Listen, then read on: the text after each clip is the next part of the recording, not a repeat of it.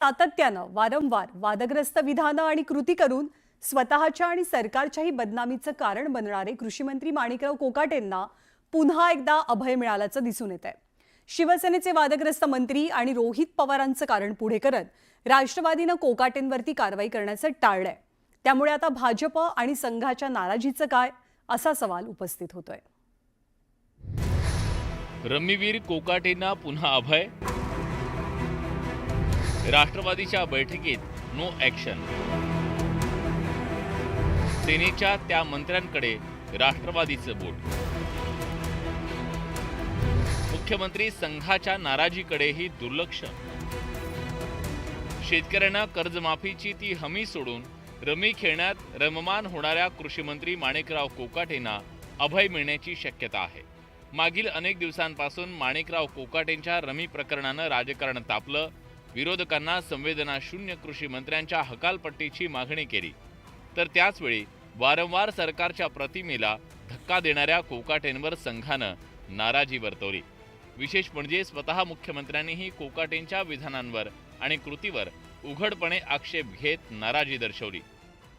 मला असं वाटतं की अतिशय चुकीचं आहे। अशा प्रकारे विधान भवनामध्ये ज्यावेळेस चर्चा चालते त्यावेळेस आपलं कामकाज नसलं तरीही आपण त्या ठिकाणी सिरियसली बसणं गरजेचं आहे। साधारणपणे एखादे वेळेस असं होतं की तुम्ही कागदपत्र वाचता, बाकी गोष्टी वाचता, पण रमी खेळतानाचा व्हिडिओ हा काही निश्चितच योग्य नाही। विरोधकांसह मित्रपक्षांच्या वाढत्या दबावामुळे अजित पवारांनीही इजा बिजा तिजा म्हणत चुकीला माफी नाही असं म्हणत कोकाटेंच्या हकालपट्टीचे संकेत दिले। मागे एकदा त्यांच्याकडनं असंच काही गोष्ट घडून गेली, तेव्हाही मी त्याची दखल घेतली होती आणि त्यांना सांगितलेलं होतं की हे असं होता कामा नये। परत दुसऱ्यांदा घडलं, दुसऱ्यांदा पण मी त्यांना जाणीव करून दिली, इजा झाले बिजा झाले, तिजाची वेळ आणू नका। पण मंगळवारी मंत्रिमंडळ बैठकीआधी राष्ट्रवादीच्या मंत्र्यांची बैठक झाली, ज्यात कोकाटेंचा राजीनामा न घेण्याचा निर्णय घेण्यात आला। त्यासाठी दोन प्रमुख कारणं पुढे केल्याचं कळतंय। ज्यात शिवसेनेचे वादग्रस्त नेते त्यांना अभय दिलं जात असताना राष्ट्रवादीनं आपल्या मंत्र्यांवर का कारवाई करावी आणि कोकाटेंचा राजीनामा घेऊन त्यांचा रमीचा व्हिडिओ उघड करणाऱ्या आमदार रोहित पवारांना श्रेय का मिळू द्यायचं असे सवाल उपस्थित करण्यात आले। एकीकडे एकनाथ शिंदे वादात सापडलेल्या त्यांच्या मंत्र्यांच्या पाठीशी भक्कमपणे उभे असल्याचं दिसतंय। योगेश कदमान विरोधात विरोधक सभागृह ते राज्यपाल भवन असा धावा करत असताना शिंदेंनी कदमांना मात्र अभय दिले। जे काँग्रेसच्या इशाऱ्यावर नाचतात त्यांनी डान्स बार बद्दल बोलावं। हा एवढा मोठा जोक आहे, विनोद आहे, आणि म्हणून मी आपल्याला एवढं सांगतो, योगेश काही चिंता करू नको, डिस्टर्ब होण्याचं कारण नाही, काम करायचं। तुझ्या मागे भाईच आहे, पण अख्खी शिवसेना आणि हा एकनाथ शिंदे खंबीरपणे उभा आहे। अशा वेळी आपणच आपल्या मंत्र्यांवर का कारवाई करायची असा विचार या बैठकीत मांडला गेल्याचं कळतंय।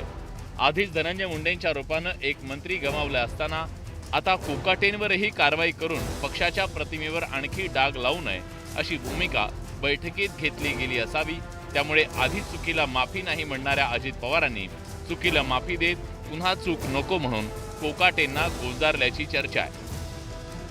महाराष्ट्राच्या स्वाभिमानी मराठी माणसाला हे भिकारी म्हणतात? कोण समजतात स्वतःला मंत्री आहात म्हणून काही बोलाल? त्यांचा राजीनामा झालाच पाहिजे, आणि पहिली नाहीये, इज अ फ्रिक्वेंट। सातत्याने माणूस चुका कसं करतं, पहिली चूक दुसरी चूक मी समजू शकते, अजितदादांनी तंबी दिली तरी तिसरी चौथी पाचवी चूक होते। चूक ही पहिल्यांदा दुसऱ्यांदा माफ होऊ शकते, एकदाच खरं माफ होऊ शकते, दुसऱ्यांदा तिसऱ्यांदा तो चॉईस असतो आपला। अजितदादांनी वारंवार सांगूनही माणिकराव कोकाटे चुका करतात, त्याचा अर्थ काय काढायचा आम्ही? की महाराष्ट्राचा अपमान केला आणि तुम्ही मंत्री झाले राज्याचे? नाही चलेगा ये सर।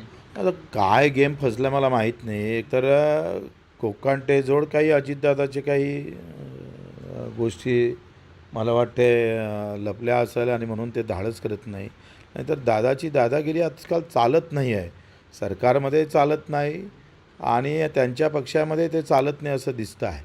कारण आपण जर पाहिलं तर 2-3 गोष्टी जर तपासल्या तर त्यांचं कोणी ऐकत नाही पक्षामध्ये असं दिसतं आहे। श्रावण मास सुरू आहे। सोमवारी यांना गोमूत्र घेऊन शुद्ध करून तर घ्या. त्यांना शंकराच्या पिंडीवरच्या बसवा, त्यांच्यावर बेलपत्र व्हा, गोमूत्र शिंपडा आणि सांगा की यांना आम्ही आता शुद्ध करून घेतलं आहे, त्यामुळे यांना आता मंत्रिमंडळातून आम्ही काढणार नाही.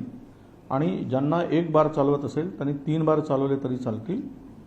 ज्यांनी एकदा भिकारी म्हणून म्हटलं आणि एकदा रमी खेळले तरी त्यांनी मोबाईलवर रमी खेळली, पण त्यांनी प्रत्यक्ष रमी खेळून लोकांना लुटल्याशिवाय आम्ही काढणार नाही. आणि 1 बॅग दिसली किंवा 10 बॅग दिसल्याशिवाय आम्ही त्यांना मंत्रिमंडळातून हकालपट्टीच करणार नाही. अशा प्रकारचा एकदा विषय ठरवावा आणि मग तो निर्णय घ्यावा.